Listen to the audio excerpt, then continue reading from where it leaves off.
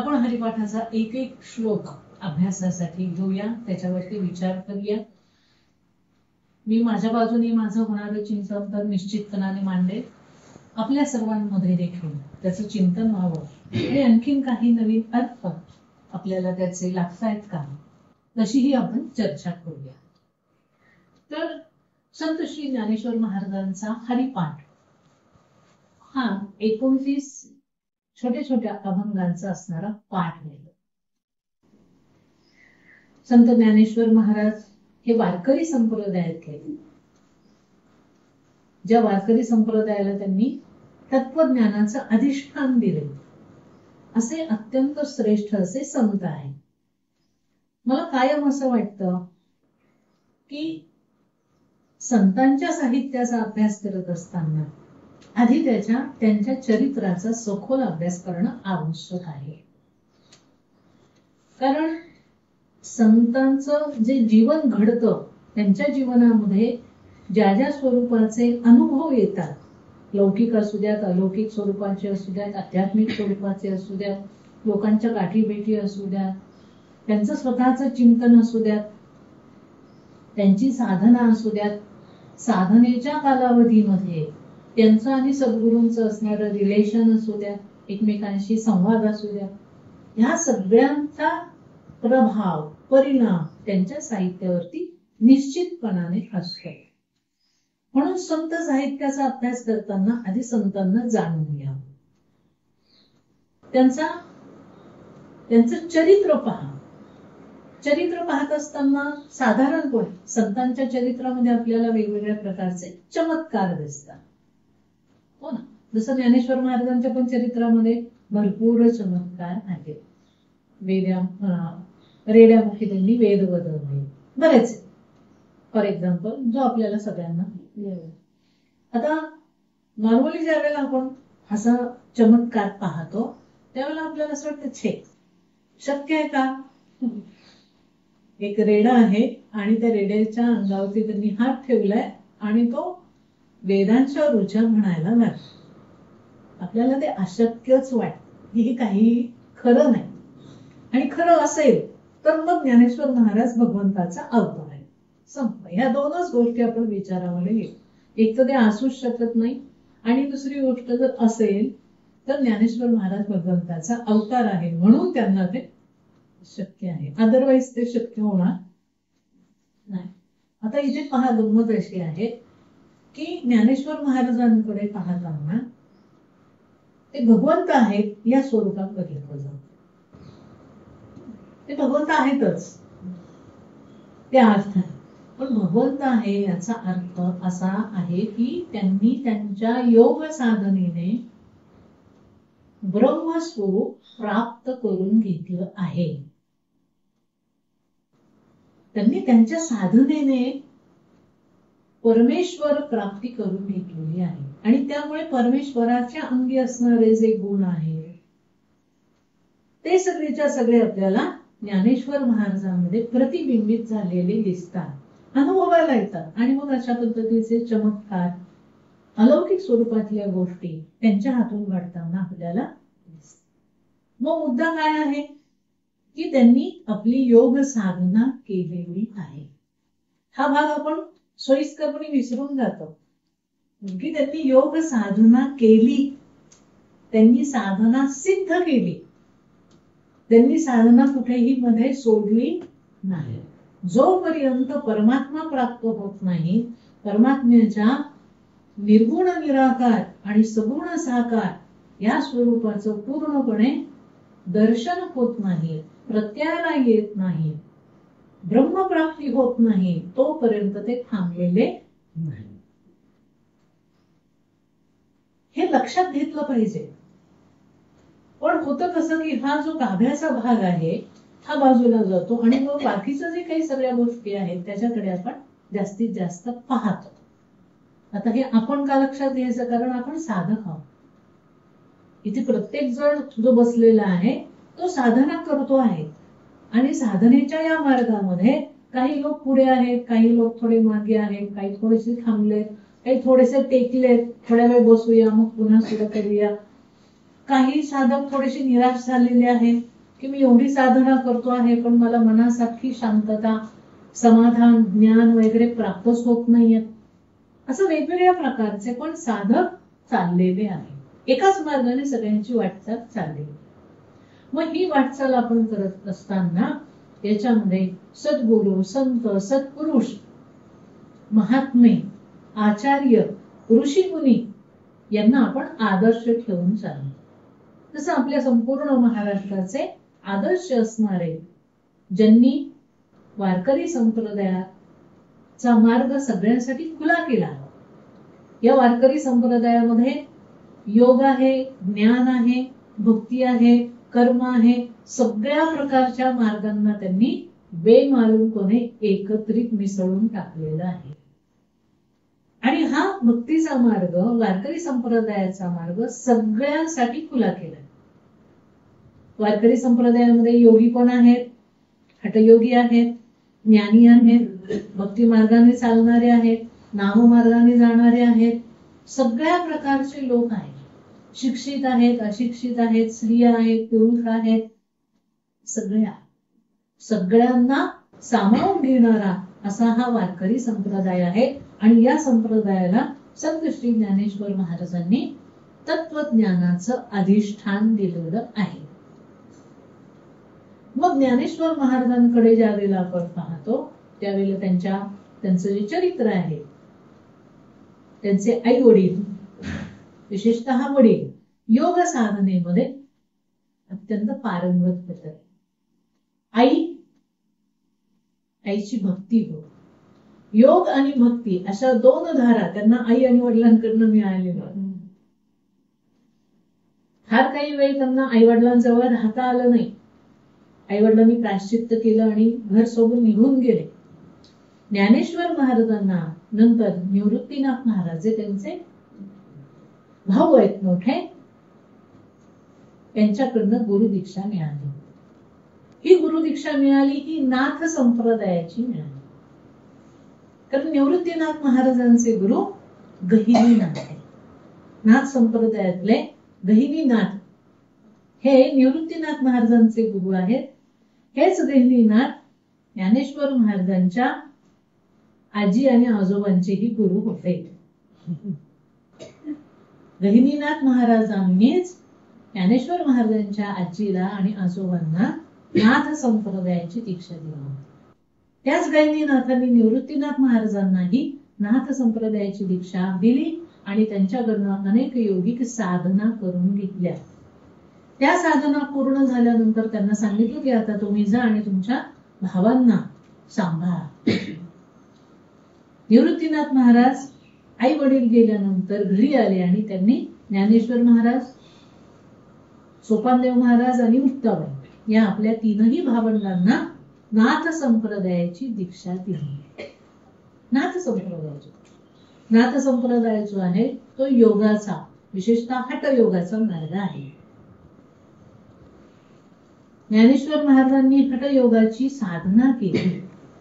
आता खरं तर ज्ञानेश्वर महाराजांच्या साधनेविषयी त्यांच्या चरित्रात फारसं कुठं आढळत नाही. ते त्यांच्या अभंगांमध्ये शोधावं लागतं. निवृत्तीनाथ महाराजांचं सुद्धा असंच. जर निवृत्तीनाथ महाराजांचं एक तर फारसं चरित्र पण उपलब्ध होत नाही, 2-3 घटना फक्त सांगितल्या जातात. पण निवृत्तीनाथ महाराजांचे अभंग ज्या वेळेला आपण वाचतो त्यावेळेला निवृत्तीनाथ महाराजांचं जे व्यक्तिमत्व आहे, योगी म्हणून, साधक म्हणून, भक्त म्हणून, मला त्यांच्या मधलं हे योगित्व तर आहेच आहे, पण त्यांच्यामध्ये असणारं भक्ताचं व्यक्तिमत्व जे आहे ना ते फार भावतं. कोणाचं? निवृत्तीनाथ महाराजांचं. तर त्यांना कायम आपण योगी या स्वरूपातच पाहतो. भक्त म्हणून आपण त्यांना स्वीकारत नाही. पण योगिक हा जो भाग आहे, योगाचा जो भाग आहे, योगाच्या ज्या क्रिया आहेत, तो त्यांच्या व्यक्तिमत्वाचा बाह्य स्तर आहे. आणि त्यांच्या व्यक्तिमत्वाचा आंतरिक जो स्तर आहे तो पूर्णपणे भक्तीने व्यापलेला आहे. पूर्ण भक्त आहेत ते. तसं ज्ञानेश्वर महाराजांचं आहे. ज्ञानेश्वर महाराजांच्या संपूर्ण चरित्रामध्ये, चरित्र जर आपण बघितलं तर त्याच्यामध्ये सगळ्या योगिक क्रिया आणि त्याला धरून सगळे चमत्कार आहे. पण ज्ञानेश्वर महाराजांचं मन पहा, अंतरंग पहा, भक्तीने काठ भरलेलं आहे. आणि ही जी भक्ती आहे, हीच भक्ती त्यांनी सगळ्यांसाठी खुली केली. पण ज्ञानेश्वर महाराजांनी वयाच्या 21व्या वर्षी संजीवन समाधी घेतली. 21व्या वर्षी. 18व्या वर्षी ज्ञानेश्वरी लिहिली. आपल्याला 21व्या वर्षी ज्ञानेश्वरी वाचता पण येत नाही. काही लोकांना ती मराठीत आहे हे सुद्धा कळत नाही. आजही आपण म्हणलं अहो ज्ञानेश्वरी ती मराठीत नाही आहे, मग कुठल्या भाषेत आहे? ती संस्कृत मध्ये आहे. तर ती प्राकृत भाषेमध्ये आहे, संस्कृत मध्ये पण नाही आणि मराठीमध्ये का. तर ज्ञानेश्वर महाराजांनी 3 महत्वाचे ग्रंथ लिहिले. का लिहिले? खरं तर त्यांना सर्व प्रकारचे अनुभव आलेले होते, ब्रह्मस्वरूप ते झालेले होते. पण आपले अनुभव आपल्या मागून येणाऱ्या पिढ्यांना मार्गदर्शक ठरावे म्हणून त्यांनी ग्रंथांची रचना केली. त्यातला पहिला ग्रंथ आहे ज्ञानेश्वरी. ज्ञानेश्वरी तर त्यांना त्यांच्या गुरूंनी निवृत्तीनाथ महाराजांनी सांगितलं होतं, गीतेवरती तुम्ही विवेचन करा, टीका करा, भाष्य करा, आणि म्हणून ज्ञानेश्वरी उपलब्ध झाली.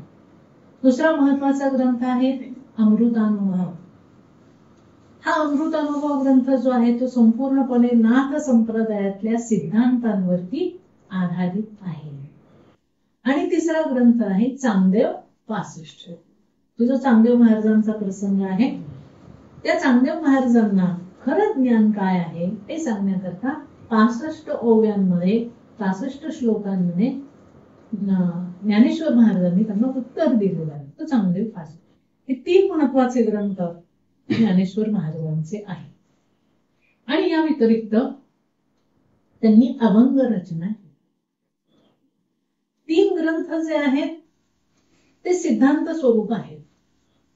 तत्वज्ञानाचे जेवढे सिद्धांत आहेत वेद आणि उपनिषदांमधले, वेद उपनिषद शास्त्र यांना धरून या 3ही ग्रंथांची रचना झाली. आणि हेच सिद्धांत भक्तीच्या अंगांनी त्यांनी आपल्या अभंगामध्ये सांगितलेले आहे. वेगळं काहीही ज्ञानेश्वरीमध्ये जे सिद्धांत आहेत तेच सिद्धांत आपल्याला त्यांच्या अभंगांमध्ये सांगतात. फक्त ज्ञानेश्वरी, चांगदेव 65 आणि अमृतानुभव या ग्रंथांची भाषा अत्यंत अवघड आहे, तत्वज्ञानाची आहे.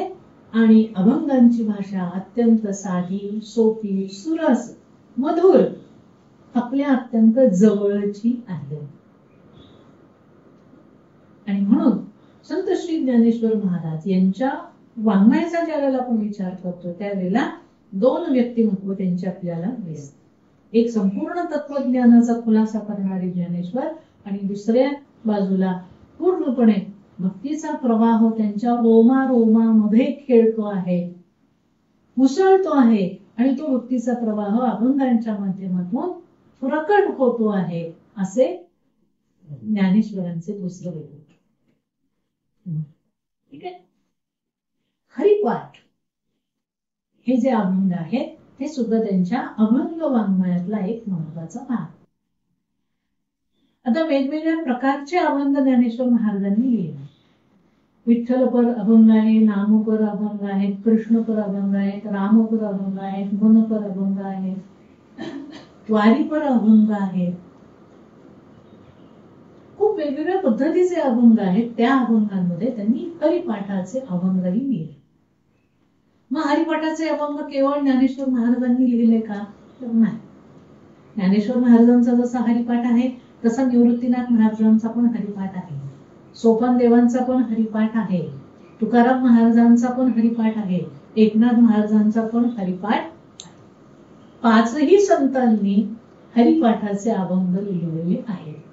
पण या 5ही संतांमध्ये संत श्री ज्ञानेश्वर महाराजांचा हरिपाठ जो आहे तो जास्तीत जास्त लोक वाचतात, ऐकतात, म्हणतात. म्हणजे वारकरी संप्रदायामध्ये हरिपाठाचे रोज अभंग म्हटले जातात. त्याच्यामध्ये पहिल्या क्रमांकावरती ज्ञानेश्वर महाराजांचे अभंग म्हटले आणि त्याच्यानंतर मग बाकीच्या संतांच्या हरिपाठांचे अभंग म्हटले गेले. इथपर्यंत भाग आपल्या लक्षात आला. ही सगळी पार्श्वभूमी. आता आहे हरिपाठ ज्ञानेश्वर महाराजांनी. हरिपाठ हा शब्द आहे. तर हरिपाठ असा शब्द त्यांनी का वापरला असावा असा पहिला प्रश्न मनामध्ये पडला. रामकृष्ण हरी हा वारकरी संप्रदायाचा मंत्र आहे. रामकृष्ण हरी म्हणजे भगवान श्री विष्णूंच्या रामाच्या स्वरूपाचं, कृष्णाच्या स्वरूपाचं आणि विष्णूंच्या स्वरूपाचं एकत्रित दर्शन त्या रामकृष्ण हरी या मंत्रातून आपल्याला होतं. मग या अभंगांना त्यांनी रामपाठ का नाही म्हटलं, कृष्णपाठ का नाही म्हटलं, किंवा रामकृष्ण हरिपाठ असं का नाही म्हटलं, असा पहिला प्रश्न निघाला. हरिपाठच का म्हणतो? मला वाटतं मी काही हरिपाठावरती खूप लोकांनी लिहिलेलं आहे, पण मी वाचत नाही. म्हणजे मला ज्या वेळेला बोलायचं असतं त्यावेळेला मी यांनी काय म्हटलं, त्यांनी काय म्हटलं, त्यांनी काय म्हटलं ते वाचत बसत नाही. कारण तसं वाचत बसलं की आपण त्यांच्या विचारांना धरून विचार करतो, चिंतन करतो. आपला स्वतःचा विचार जो आहे तो येत नाही असं मला वाटतं. त्याच्यामुळे मी इतर वेळेला भरपूर वाचते, पण ज्या वेळेला मला बोलायचं असतं त्यावेळेला मी कोणाचे काही वाचलं. आपलं समोर ठेवावं आणि आपलं चिंतन करावं. मग त्या चिंतनातून जे काही येईल ते भगवंताची इच्छा असं समजतं. तर हरिपाठ हा विषय जो आहे तर त्यांनी हरिपाठाचं नाव म्हणजे या अभंगांचं नाव हरिपाठ का ठेवलं असं ज्यावेळेला मी विचार केला त्यावेळेला पहा, सर्वसामान्य सर्वांसाठी ही अभंग रचना आहे. आज वारकरी संप्रदायात ज्या लोकांना लिहिता वाचता येत नाही त्यांचे सुद्धा हरिपाठाचे अभंग पाठ असते, ज्ञानेश्वरी पाठ असते. त्या बायका आपले म्हणत असतात. तर हरि का, तर हरि हा जो शब्द आहे त्याचा अर्थ असा होतो की जो हरण करतो त्याला हरि म्हणतात. सर्वसामान्य प्रत्येक माणसाच्या जीवनामध्ये कुणीतरी एक भक्कम आधार प्रत्येकाला हवा असतो. अगदी कितीही लोकांनी आपलं कुटुंब व्यापलेलं असलं तरी असं प्रत्येकाला वाटत असतं की कुटुंबातला आधार मला आहे हे ठीक आहे, पण माझ्यावरती केवळ संसारिक अडी अडचणींमधून निभावण्याकरता नव्हे तर अनेक वेळेला दैविक अशा अडचणी येतात. काही अडी अडचणी आपल्या प्रारब्धाने आपल्या जीवनामध्ये दत्त म्हणून येऊन उभ्या राहतात. प्रत्येकाच्या जीवनामध्ये त्या शारीरिक स्वरूपाच्या असतात, काही वेळेला मानसिक स्वरूपाच्या असतात, काही वेळेला आर्थिक स्वरूपाच्या असतात. मोठ्या मोठ्या अडचणी येतात आणि मग अशा अडचणींच्या वेळेला कुणाचा तरी भक्कम आधार आपल्याला हवा असतो. बघा, आपल्या जीवनामध्ये जर अशा अचानक अडचण आली, लोकांनी आपल्याला सहाय्य केलं, मदत केलं, पण तरी सुद्धा आपलं मन जे आहे तो भक्कम आधार शोधतो आणि तो आधार आपल्याला सद्गुरूंच्या माध्यमातून किंवा आपल्या आराध्याच्या माध्यमातून मिळतो. तिथे तो आपण आधार शोधतो. महाराज तुम्ही पहा बाबा आता काय करायचं, किंवा रामराया तू पहा आता तू काय करणार आहेस, माझी तुझ्यावर श्रद्धा आहे, या संकटातून मला तू बाहेर काढावंस अशी माझी तळमळीची इच्छा आहे, करता करविता तू आहेस, मी आता तुला शरण आलो आहे. असा भाव प्रत्येकाच्या मनामध्ये असतोच. मग आपल्या संकटांचं, आपल्या दुःखांचं, आपल्या तक्रारींचं निवारण करणारा जो आहे त्याला म्हणतात हरी. तो हरण करतो. कशाचं? संकटांचं हरण करतो, अज्ञानाचं हरण करतो, दुःखांचं हरण करतो आणि माणसाच्या जीवनामध्ये सुख, समृद्धी, समाधान, शांतता, ज्ञान, सौख्य हे सगळं देणारा हरी आहे. हरण करणारा आणि सगळं काही देणार आहे. म्हणून त्या हरीचं स्मरण आपण करायला, त्या हरीचा पाठ आपण करायला हवा, म्हणजे त्या हरीला स्वतःला जोडून घ्यायला हवं. म्हणून त्यांनी या अभंगांचं नाव हरी पाठ ठेवलं असं मला वाटतं. कुणीतरी आहे माझं. कोण आहे? तो भगवंत माझा, तो रामराय माझा आहे, तो श्रीकृष्ण माझा आहे. उद्या मला कुणी साथ दिली न दिली तरी तो मात्र मला कायम साथ देणारा आहे, तो मला कधीही सोडणार. हा विश्वास आपल्या त्याच्या ठिकाणी असतो. हो आहे. मग ज्ञानेश्वर महाराजांनी आता गंमत बघा, हरी म्हणजे कोण? तर प्रत्यक्ष भगवंत किंवा श्री विष्णू म्हणजे हरी. आता हे जे श्री विष्णू आहेत, हे हरी आहेत, हेच आपल्या हृदयामध्ये असणारे आत्मस्वरूप आहे. अभंगांमध्ये पुढे आपण हे पाहणार आहोत. आपल्या आतमध्ये आपलं जे शरीर आपण बाहेरून पाहतो, वरचं जे शरीर आपल्याला दिसतं पंचज्ञानेंद्रिय पंचकर्मेंद्रियांनी मढलेलं, त्याच्या आतमध्ये पंचप्राण आहेत, जे सूक्ष्म आहेत, जे दिसत नाहीत पण त्यांचं काम चाललेलं असतं. या पंचप्राणांच्या आत सूक्ष्म मन आहे. त्या मनाने आपलं सगळं विश्व व्यापलेलं आहे. त्या मनाच्याही आत आणखी सूक्ष्म असणारी बुद्धी आहे. त्या बुद्धीच्या आत अत्यंत सूक्ष्म असणारी शक्ती आहे. आणि त्या शक्तीच्या आत चिन्मय स्वरूप असणारं आत्मतत्व आहे. मग हे जे आत्मतत्व आहे, ज्या आत्मतत्वाला कायम आपण संकटामध्ये हाक मारतो, त्याला आपण हरी म्हणतो. तेच आत्मतत्व, तेच हरितत्व आपल्या आतमध्ये अंतर्यामी बसलेलं. मग आपल्याला त्याचं स्मरण करायचं आहे. पाठ करणं म्हणजे वारंवार वारंवार वारंवार त्याची आवृत्ती करणं. आता सुरू होईल, आता नवरात्र सुरू होईल, मग देवी महात्म्याचं लोक पाठ करतात, श्री सुक्ताचे पाठ करतात, गणपती अथर्वशीर्षाचे पाठ करतात. पाठ करणं म्हणजे आवर्तन करणं, वारंवार वारंवार वारंवार आवर्तन करणं. का करायचं आवर्तन? आवर्तन केलं की घरामध्ये समृद्धी येईल, सुख येईल, समाधान येईल. हा एक भाग झाला, जो लौकिक स्वरूपात. दुसरा भाग काय आहे की सातत्याने आपण ज्यावेळेला आवर्तन करतो त्यावेळेला आपलं मन, आपली बुद्धी, आपलं चित्त त्या ठिकाणी एकाग्र व्हायला लागतं. मनाचं अनुसंधान त्या ठिकाणी लागायला लागतं. एकदाच आपण म्हटलं, एकदाच पाठ केला कुठलाही तर फार कमी वेळ आपलं अनुसंधान राहतं. तोच पाठ 21 वेळा केला, अनुसंधान जास्तीत जास्त निर्माण. बरोबर? मग आपल्याला काय करायचं आहे हरिपाठातून? तर आपल्या आतमध्ये असणारं जे आत्मस्वरूप आहे, जे हरिस्वरूप आहे, त्याच्या जवळ जायचं आहे, त्याचं अनुसंधान करायचंय, त्याच्याशी एकाग्र आपल्याला व्हायचं. मग ते जर आपल्याला करायचं असेल तर कशा पद्धतीने करू शकतो आपण? एक आहे नामस्मरणाने. भगवंताचं नामस्मरण केलं की आपण त्याच्यापर्यंत पोहोचू शकतो.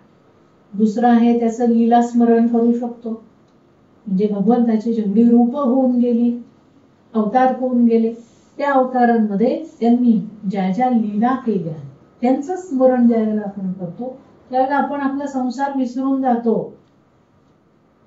बरोबर आहे? दुसरं आहे लीला स्मरण. तिसरं आहे धाम स्मरण. ज्या ज्या धामामध्ये भगवंताचा वास आहे त्या त्या धामांचं स्मरण करणं. बरोबर आहे? जसं आता आपण पंढरपूर आहे, आपल्या पुण्यामध्ये सुद्धा कितीतरी अशी अलौकिक स्थानं आहेत की त्यांचं नुसतं दगडूशेठ हलवाई आहे. बसल्या बसल्या आपण दगडूशेठ हलवाई गणपतीचं स्मरण केलं, कसब्याचं स्मरण केलं, अनुसंधान निर्माण, एकरूपता निर्माण व्हायला लागते. बरोबर? रामांचं स्मरण केलं कुठल्याही मंदिरात, अनुसंधान, धाम, नामाचं अनुसंधान, अशा पद्धतीने सातत्याने त्या आत्मस्वरूपी असणाऱ्या हरीचं अनुसंधान आपल्याला करायचं आहे. आणि ते का करायचं, त्याच्यामुळे काय होतं, ते कसं करायचं, हे मात्र या हरिपाठाच्या अभंगामध्ये ज्ञानेश्वर महाराजांनी सांगितलं. केवळ आपल्याला जीवनामध्ये सुख समृद्धी हवी आहे म्हणून केलं जातं का, तर नाही. अगदी वरवरचा असणारा अनुभव आहे किंवा परिणाम अगदी वरवरचा. जसं लहान मुलांना आपण खेळायला पाठवतो, का खेळायला पाठवतो, कारण काही वेळ तरी ते मोबाईल पासून दूर राहते म्हणून. हा जो परिणाम आहे हा वरवरचा. मुलं खेळायला जातील तर ते तंदुरुस्त राहते,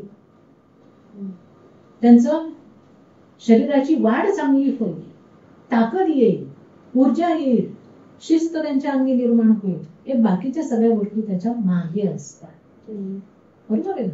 तसंच की हरिपाठ आपण करणार आहे, हरिपाठ म्हणायचं आहे, हरीचं अनुसंधान आपल्याला करायचं, पण ते का, ते केल्यामुळे काय होणार आहे, हे मात्र ज्ञानेश्वर महाराजांनी या हरिपाठाच्या अभंगांमधून सांगितलेलं आहे. इथपर्यंत सवाल लक्षात आला? किती वेळ आपण 5:15 पर्यंत येईल. 5:15 5:30 चालेल. मग आता आपण हे जे हरिपाठाचे अभंग आहेत, या हरिपाठाच्या अभंगांना सुरुवात करूया. आज आपण एक पहिला अभंग बघण्याचा प्रयत्न करूया. तर जरी तो 4 ओळींचा असला तरी त्याच्यामध्ये सामावलेला अर्थ मात्र खूप व्यापक आहे. प्रयत्न करूया. हरिपाठाचा पहिला अभंग आहे. श्री गणेशाय नमः. देवाशी द्वारी उभा क्षणभरी, तेणे मुक्तिचारी साधी येईल. हरिमुखे म्हणा पुण्याची गणना कोण करी. असोनी संसार जिभे वेग करी, वेद शास्त्र उभारी बाह्या सदा. ज्ञानदेव म्हणे व्यासाची खुणे, द्वारकेचे राणे पांडवा. हा हरिपाठाचा पहिला अभंग आहे. सुरुवात त्यांनी काय सांगितली, देवाची द्वारी उभा क्षण भरी, तेणे मुक्तिचारी साधी. जो कोणी क्षणभर देवाच्या द्वारात उभा राहतो, दारात उभा राहतो, त्याला 4ही मुक्ती साधल्या जातात. एक क्षणभर फक्त त्यांनी सांगितलं, क्षणभरी तासन तास देवाच्या दारात बसू नका. का बरं, आपण सारखे देवाच्या दारात बसले तुमची कामं कोण करणार. म्हणून काय करायला सांगितलं त्यांनी, क्षणभर देवाच्या द्वारामध्ये उभे राहा. आता क्षणभर उभे राहा मग तर फार सोपं झालं, पण जाता येतं नाही जा. दगडूशेठ असेल तर लगेच सारसबाग एका सेकंदात नमस्कार करून भरपूर क्रिया करून आणि लगेच मॅटचं छो होतो. दुसऱ्या क्षणी विसरून जातात की आपण नमस्कार केला आहे. हो ना, विस्मरण. इथं सगळ्यात महत्वाचा तात्काळ सांगायचं आहे, आणखी देवाच्या द्वारामध्ये तुम्ही क्षणभर उभे राहा. आता इथे देवाचं द्वार म्हणजे दोन्ही अर्थाने आहे. एक तर आपण मंदिरामध्ये दर्शनाला जातो त्यावेळेला दारामध्ये आपण उभं राहतो. गेल्या गेल्या लगेच मंदिराचा गाभारा कधीच नसतो. आपल्याकडे मंदिराची रचना विशिष्ट पद्धतीने असते. थेट आत गाभाऱ्यात जायच्या आधी आपल्याला बराचसा चालत यावं लागतं. तर ते चालत ज्या वेळेला आपण येतो, म्हणजे मंदिराच्या प्रवेशद्वारापासून आपण ज्या वेळेला वाटचाल करायला लागतो, तेव्हापासून आपलं लक्ष, आपलं मन, आपली बुद्धी ही परमेश्वराच्या ठिकाणी आपण स्थिर करू पाहिजे. अगदी देव आपल्या समोर येईपर्यंत आपलं लक्ष इकडे तिकडे तिकडे तिकडे. अच्छा, सोन्याचं दार केलं का, कोणी केलं मग, जया सराफांनी. अरे तू आलं कशाला, सोन्याचं दार बघायला आलायस का, वस्तू बघायला आलायस का, तिथले झुंबर बघायला आलाय का, देवाचे पोशाख बघायला आलाय का. देवाला बघायला आलाय ना, देवाला बघायला आलोय आपण, देवाचं दर्शन घ्यायला आलोय. त्या देवाशी आपण एकरूप होत नाही. इतर सगळ्या वस्तू आपण पाहत नाही. गंमत सांगते, जर कोणी देवाच्या मंदिरामध्ये, कुठल्याही आपल्या जवळपासच्या मंदिरात दररोज जात असेल, 4 दिवसांनी जात असेल, 8 दिवसांनी जात असेल, महिन्याभरांनी जात असेल, तर एक गोष्ट मार्क करा की ज्या वेळेला आपण देवांकडे पाहतो त्यावेळेला देवांच्या चेहऱ्यावरचे भाव काय आहेत, काय आहेत. मला गंमत वाटेल, प्रत्येक वेळेला गेल्यानंतर देवाच्या चेहऱ्यावरचे भाव बदललेले असतात. एकसारखा प्लेन चेहरा कधीही नसतो. बघा, आपण कोणाच्या घरी जर कोणाला भेटायला गेलो तर त्या माणसाच्या चेहऱ्यावरचे भाव पहिल्यांदा आपण टिपतो की आपण आल्यामुळे याला खरंच आनंद झालाय, की आपलं मनामध्ये आनंद नाहीये, पण चेहरा तर दाखवायचा आहे, हसरा, या या कुठून आहे, इथून आहे की हृदयापासून आहे, हे कळतं ना आपल्याला. आपण भाव पाहतो कोणालाही भेटायला गेल्यानंतर.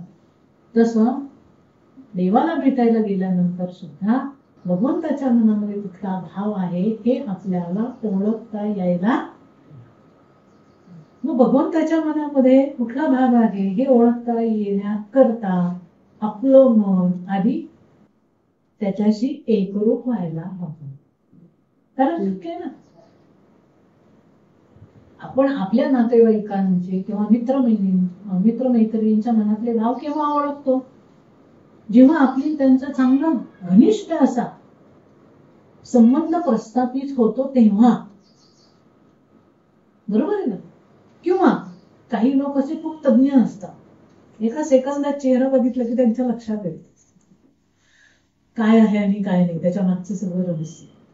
तसं सगळ्यांना नसतं, पण आपण ज्या वेळेला आपल्या नातेसंबंधांमध्ये नातेवाईकांशी घनिष्ठता प्रस्थापित करतो तेव्हा त्यांच्या मनात काय आहे काय नाही हे आपल्याला सहजतेने कळतं. तसं ज्या देवाला भेटायला आपण जातो, ज्याच्या दर्शनाला आपण जातो,